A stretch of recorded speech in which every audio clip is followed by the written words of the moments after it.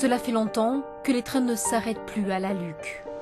Pourtant, c'est ici, au cœur de la forêt landaise, que s'est déroulé l'un des sabotages ferroviaires les plus efficaces perpétrés par la résistance il y a 70 ans. Il a été reconnu que le sabotage de ce train a fait... les Allemands ont manqué de munitions et donc, ont été terriblement gênés. Et ça a permis aux troupes alliées de pouvoir l'emporter plus facilement. C'est extraordinaire pour toute la région.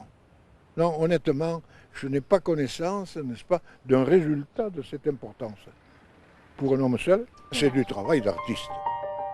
Cet homme seul, c'est Henri Ferrand.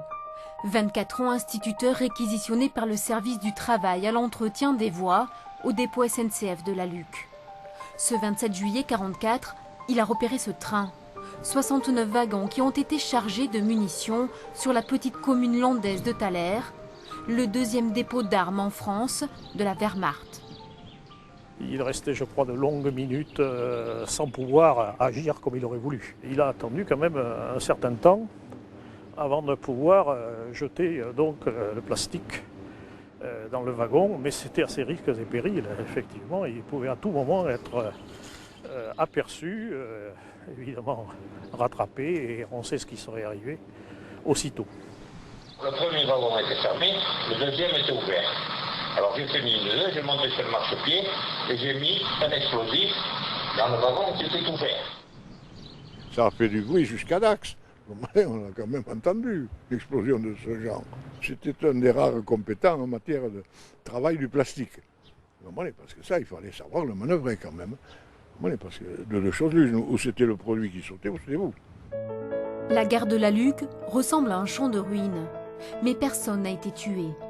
À l'époque, Henri Ferrand appartient au groupe de résistance de l'armée secrète de Pontonx.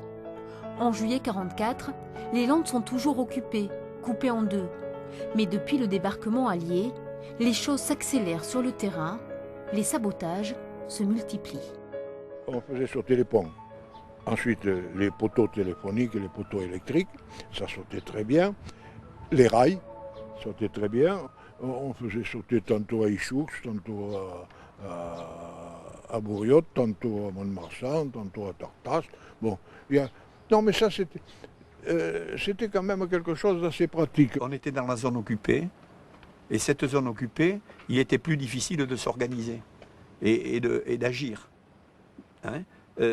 Si vous allez par exemple dans la zone libre, eh bien, le bataillon de l'Armagnac s'est organisé beaucoup plus facilement. Alors il a débordé sur les Landes occupées, mais enfin le gros de la troupe se trouvait en zone libre. Dans les Landes, la résistance était plus réputée pour son talent de renseignement que pour ses sabotages. Henri Ferrand ne se comportera jamais en héros. Il tiendra juste à raconter ce 27 juillet 1944 à la Luc, devant les enfants, désormais gardiens de la mémoire.